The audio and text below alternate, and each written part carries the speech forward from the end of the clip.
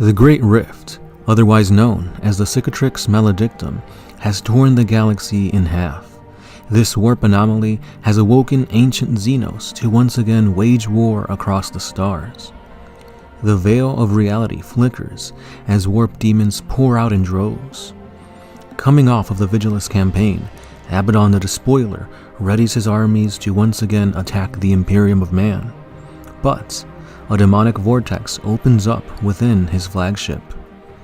Vashtor the Archifane makes his presence known. Referring to himself as a demigod of technology and innovation, the arms broker of the Chaos Gods, Vashtor wishes to become a fifth Chaos God. And to do this, he's orchestrated many events throughout the galaxy. The two make a deal and decide to work together to further both of their goals through a weapon of untold power, the Silver Key. This artifact has been shattered across the stars, and as such, they must be recovered. The first fragment lies within the Fortress Monastery of the Iron Angels Space Marine chapter. Under the assault of both Vashtor and Abaddon's forces, the chapter is utterly decimated, and Chaos recovers the first fragment, a marble pillar within a stasis field. The amount of fragments and their location is unknown, but Vashtor is able to track them through their warp signature, and together with Abaddon's Chaos Marines warbands and the demonic hordes that he controls, this impossible feat can be within their reach, especially with the addition of the demon Primarch Angron and his World Eaters.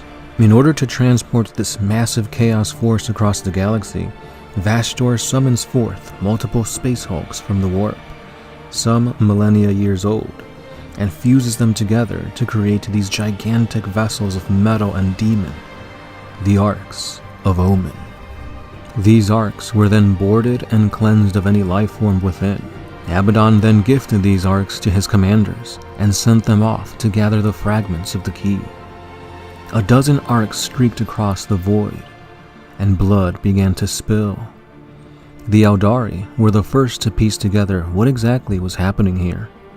In order to slow Chaos's treasure hunt, they reached out to the Imperium. Dante of the Blood Angels and Inquisitor Kotias dispatched their forces. All across the galaxy, it's chaos versus everyone. Who will gather the fragments first and unlock this unspeakable power? Going into Book 2, we start with a new character being introduced, an Inquisitor by the name of Imagna. She believes that Psykers should not be even considered people, but rather flesh and blood machines, gifts from the God Emperor to serve as weapons of war, navigational devices, and conduits for which to transmit messages. Yeah, that's some pretty out there thinking. Not just that, but upon the world of Malik Bale, an ancient relic of the dark age of technology was discovered. This is the Coral Engine, a wondrous device that uses Psykers as human fuel to create a psychic beacon. Essentially, it's a mini Astronomicon. So powerful was this engine that it quelled the warp storms and even pushed back the Cicatrix Maledictum warp tear.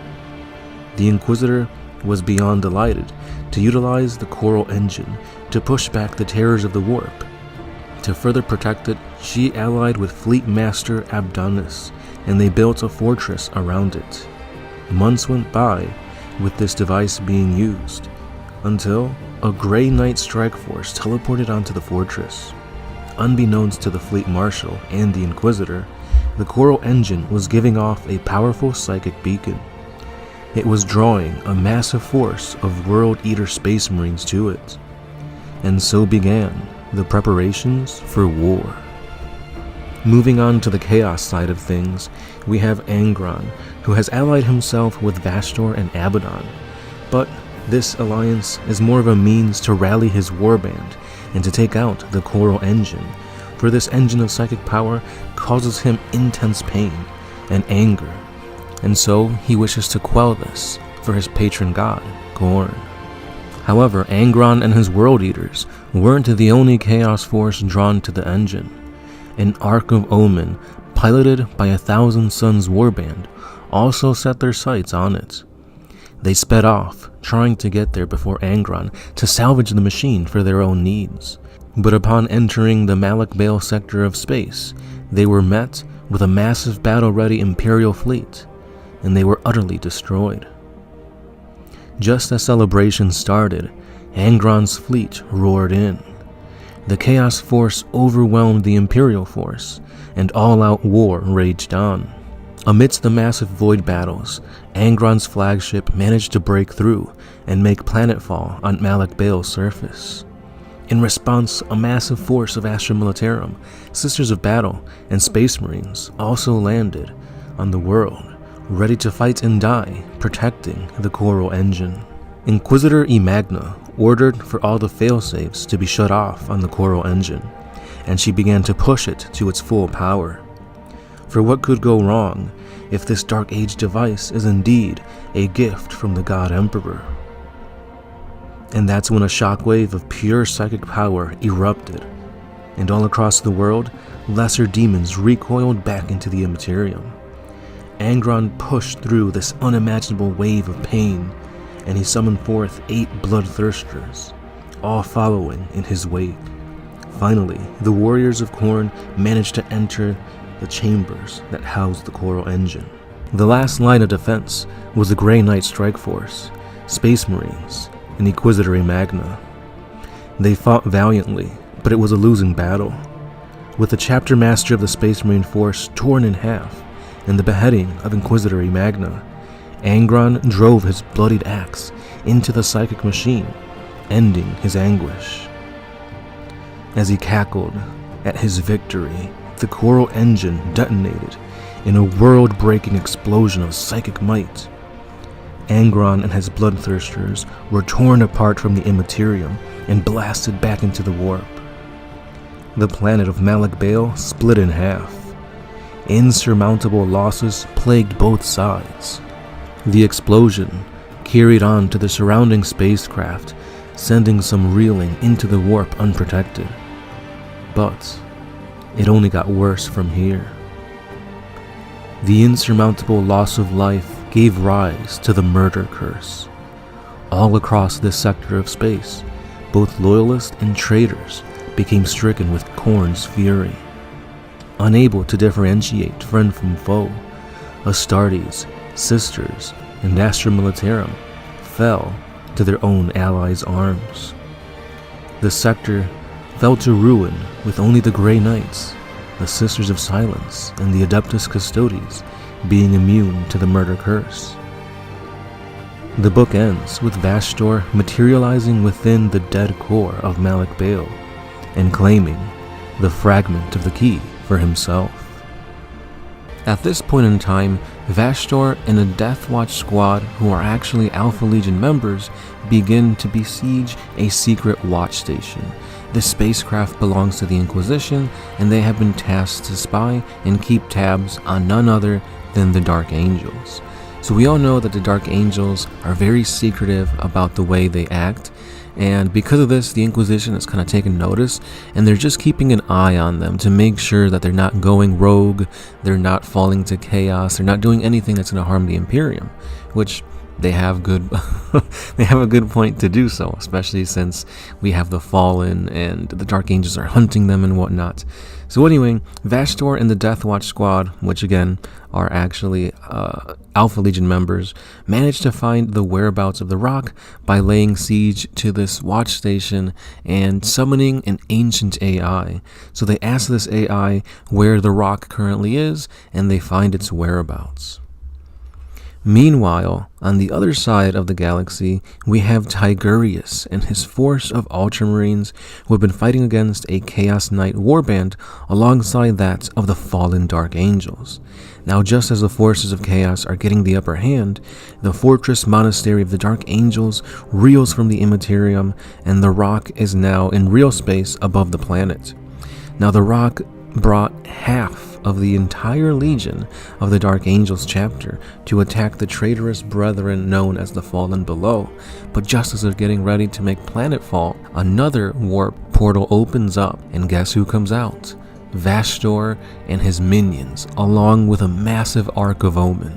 Iron Warriors, Black Legion, Dark Mechanicus, and a bunch of demonic forces all attack the Dark Angels in the rock. They then manage to power up these massive warp cannons and fire onto the rock, disabling the force field around it, and this allows Chaos to invade. A huge battle breaks out on two fronts.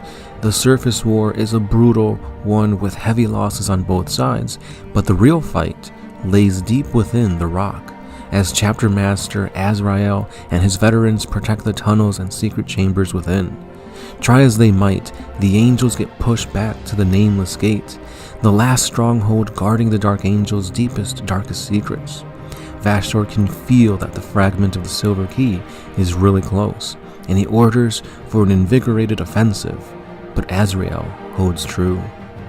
As Vashtor battles against the Chapter Master, a chill sweeps through the halls, and then the lights begin to flicker, before all are surrounded in darkness. Warp gates then begin spawning, as armored warriors fight against both the Dark Angels and Vashtor's forces. Who can this be? But before Vashtor can find out, he is then teleported to the surface of the world, where he comes face to face with none other than Be'lakor. It seems that Be'lakor doesn't want Vashtor to attain godhood either, and he has sent his forces in as well. An epic clash between demon and demon shakes the rock itself, as Vashtor siphons power from any nearby piece of machinery and launches it at Be'lakor. Be'lakor hides and moves through the shadow, using the very essence of darkness as a weapon against Vashtor. As these two forces of chaos fight amongst one another, Azrael and his Dark Angels rally together and begin pushing back both forces who are currently fighting amongst themselves.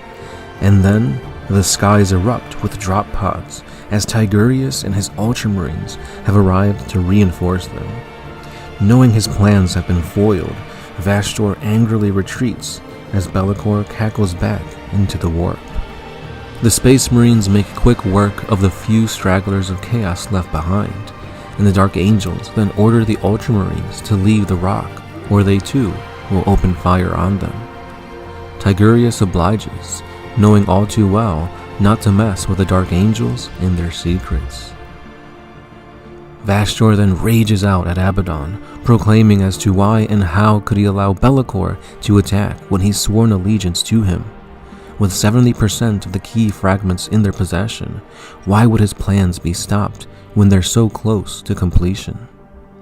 But then it turns out that this attack was also part of the plan, for some of the Fallen had memories implanted into their brains, and when the interrogator chaplains of the Dark Angels would go and scour their brains for knowledge, they would find out the whereabouts of where they needed to be. So this point in space would then allow the Dark Angels to traverse there. Essentially, if Vashtor could not get the key fragment, they would bring it to him. In the Farside Enclave sector of space, the Orcs have proven to be a thorn in the Tau's side. Commander Farside's tactics have proven too powerful, and they have held Nazdrag's Orcs at bay. It wasn't until an Orc Weirdboy let out a psychic assault at Commander Farside that almost killed him. This attack also gave him a vision. Visions of a bloody warrior surrounded by skulls and wielding a massive axe. To his surprise, this warrior was none other than himself. But this wasn't the first time he had seen this vision. Long ago, upon the dead world of Arthas Moloch, he saw himself in this way when he first picked up the Dawnblade. Coming back to his senses, Farsight took command and continued the war on Nazdrag's wall. During the fighting, the Tau found out about a teleporter technology, and they switched tactics to blow up this dangerous Orc contraption. A massive ground war spread Farsight's forces thin, and one of the 8 was almost destroyed. It was Ob-Lotai 9-0. However, Farsight and his 8 faced Nazdrag atop the Telefraga weapon and overloaded its energy cores. This allowed them to escape while the Orc warlord and his uncompleted Telefraga got sucked into the warp. While the orcs were left in disarray, the Tau began to clean up the remaining greenskins until a warp tear reopened up. But this time, it wasn't Nazdrag. It was a massive Ark of Omen, led by a Black Legion demon prince, Ugalax, the Soul Eater. Farsight reconvened with the Eight to figure out how to beat both of their opponents. They couldn't retreat for fear that they'll bring war to their inhabited worlds, so there was only one option: a ground war upon the dead world of Arthas Moloch. His gambit paid off, and the orcs and the Chaos Fleet followed. Knowing this could very well be the Enclave's last battle, Farsight sent word to the Tau Empire for support, offering himself up as payment. But the only response he got back from the Tau Empire was that they would not send aid, and that they welcomed his death. The ground war began, and Farsight's plan had the orcs and the Chaos doing most of the fighting, while the forces of the Tau picked off key squads. Still, they were outnumbered and overwhelmed. Commander Brightsword was killed in action, and Commander Bravestorm was so badly damaged that he had to retreat from the war. With 3 of his 8 now out of the battle, Farsight had no choice but to spring his final plan. He essentially led a suicide run, drawing in both armies to the Star Dais, the location of where the ancient Malachites had once attacked him and his ethereals so long ago. As this was happening, an ancient wrecked craft was found by a Pathfinder unit. This 10,000-year-old spacecraft belonged to none other than the Dark Angels Space Marine chapter. But what was it doing here? Upon reporting these findings, their message was intercepted by a Death Watch squad in orbit. This squad wasn't Loyalist Marines, but instead they were the hidden warriors of the Alpha Legion, and this craft was the fragment of the key that they were searching for. Under the cover of the raging battle, the Alpha Legionnaires secured this fragment and escaped back into the warp. With the jaws of death closing around the Tau, they felt a new energy pouring into them. They fought harder, they got angrier, and they welcomed the bloodshed. Now the Star Dais was scorched with Xeno and Chaos blood, and the imprisoned Malachites were let loose on Farsight's enemies. Farsight relished seeing this cornet bloodletters eviscerate the enemies of him. He was lost in the whirlwind of murder, but a memory of his teacher, Commander Peertide, and his fellow students, Shadowsun and Okais, snapped him back to reality. He ordered the retreat of the Tau and allowed his enemies to finish each other off. From orbit, Farsight saw the Chaos Ark return into the warp, and the Star Dais was in ruins. It seemed that its destruction also allowed life to return to the dead world. The lore begins with the Blood Angels ferrying none other than the Lion in their ship. Lionel Johnson has awoken, and he has made his presence known. Again, the how, the why, the where, and the why will be explored further in his novel, Lion, Son of the Forest. But he's also being accompanied by Space Marines of the Fallen, which he has also been redeeming and renaming them the Risen. Of course, not all Fallen are redeemed, and those that have fallen to chaos are and will be purged. It's also been confirmed that the Lion has a psychic ability called Forest Walk that allows him to traverse the galaxy via warp portals with an emergence of strange plants wherever he goes. We then see that the Dark Angels, who are completely unaware of the return of their Primarch, are amassing a massive force, calling up successor chapters in order to bring down Vastor for good. They manage to pinpoint his location, and once they finally get ready, a war begins. A massive void battle erupts as the Arks of Omens break through into real space from the Cicatrix Maledictum. One arc in particular is actually siphoning warp energy from the cicatrix and is using it to bombard the enemies of chaos. Now, due to this, the Space Marines take heavy losses, but they do manage to bring down the Arks, and finally, this is when Vashtor springs his trap. All of the technology upon the rock begins to go haywire as a massive energy signature appears. Vashtor has not only been collecting fragments of the Silver Key, but he's also been collecting fragments of Caliban that split up back during the battle between the Lion and Luthor 10,000 years ago.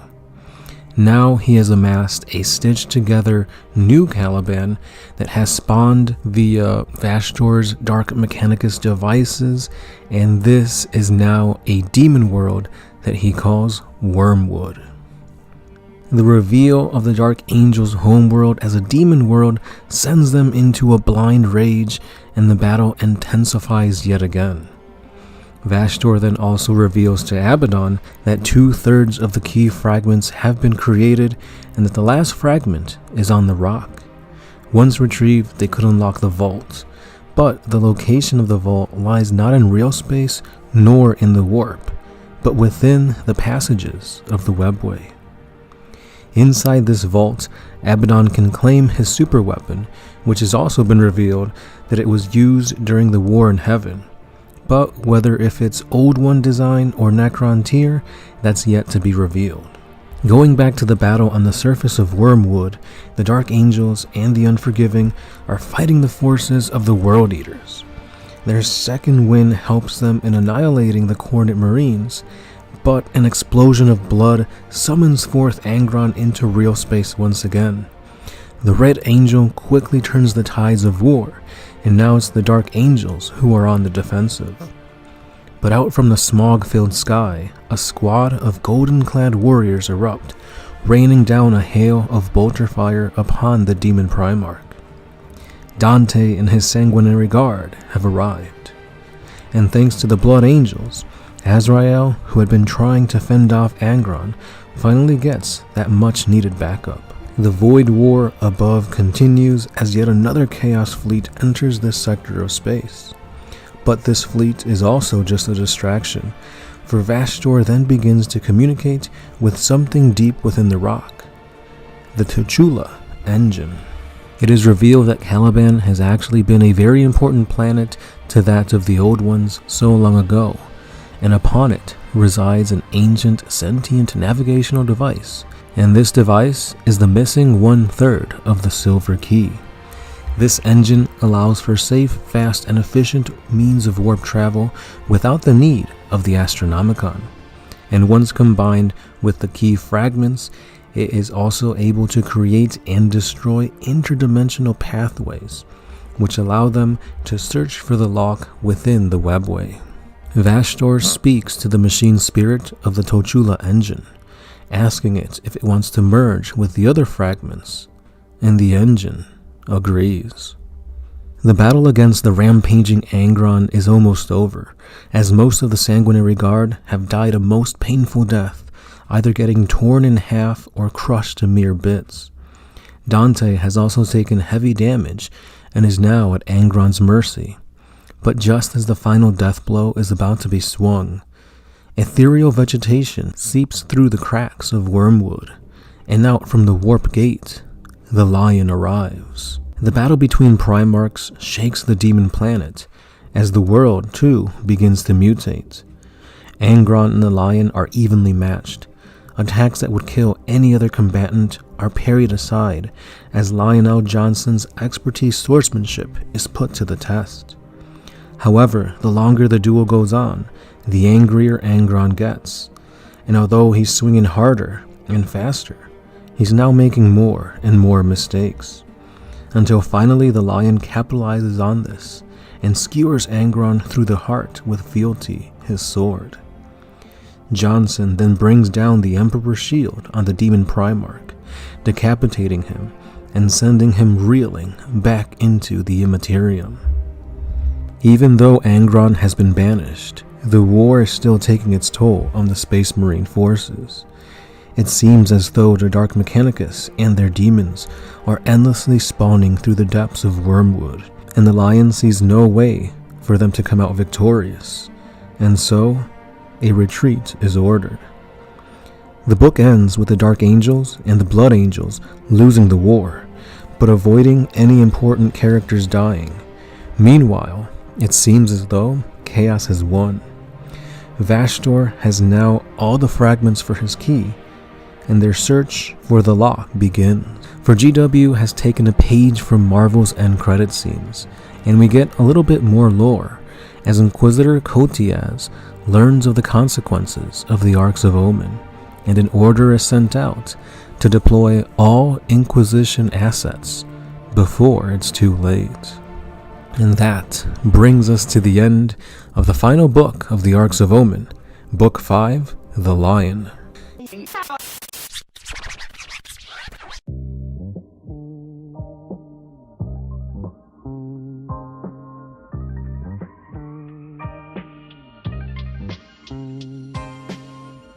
Oh, I guess that's what my